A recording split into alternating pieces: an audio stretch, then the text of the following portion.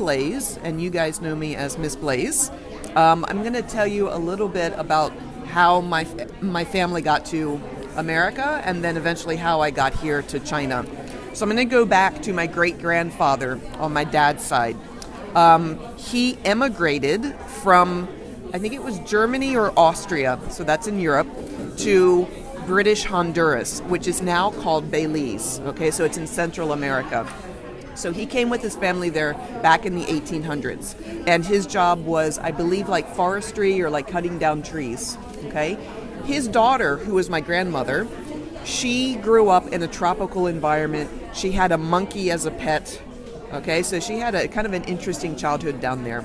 Now, eventually, her family moved up to America. They immigrated from Belize to Mobile, Alabama. Okay, and there she grew up, and she decided that she wanted to become a nurse.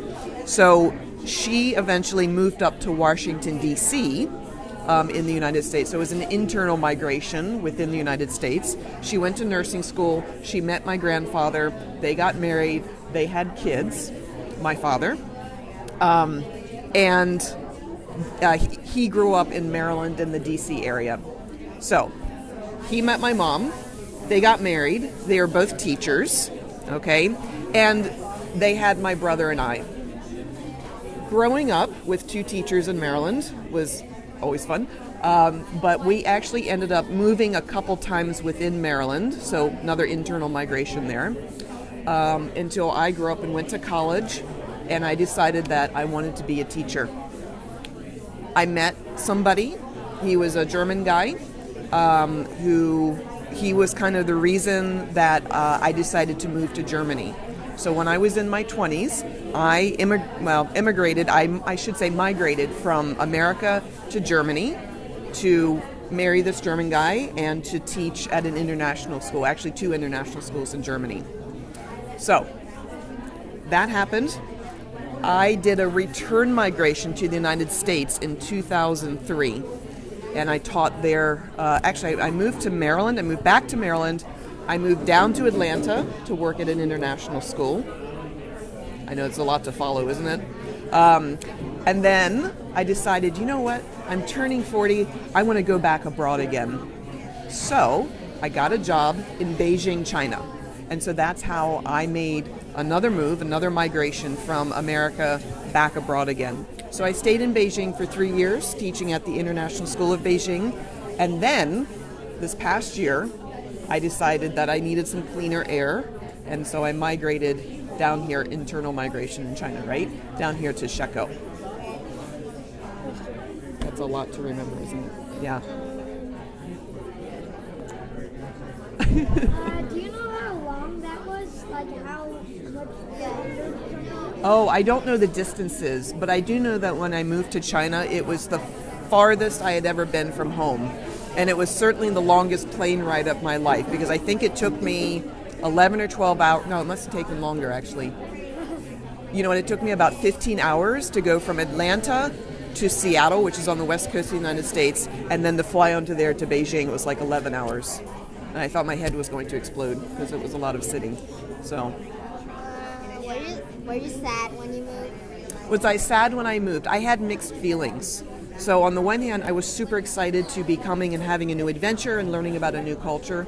But on the other hand, I was sad because I was leaving behind my family and my friends. And especially in Atlanta, I made some very good friends that I was very close to. So you guys probably have felt that as well, maybe moving around, right? Yeah. No? Okay. All right. Any other questions?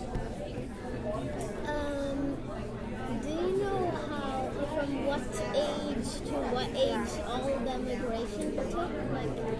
Like was it from 4 to now, or was it from like? Oh, are you talking about my whole family, or are you talking about from me?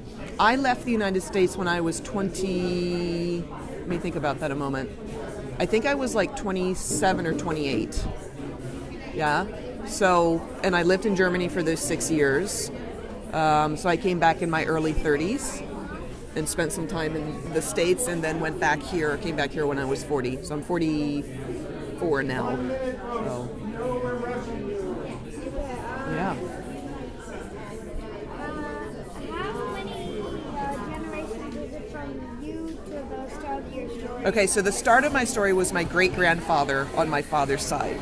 So we have great-grandfather, my grandfather, my father, and then me.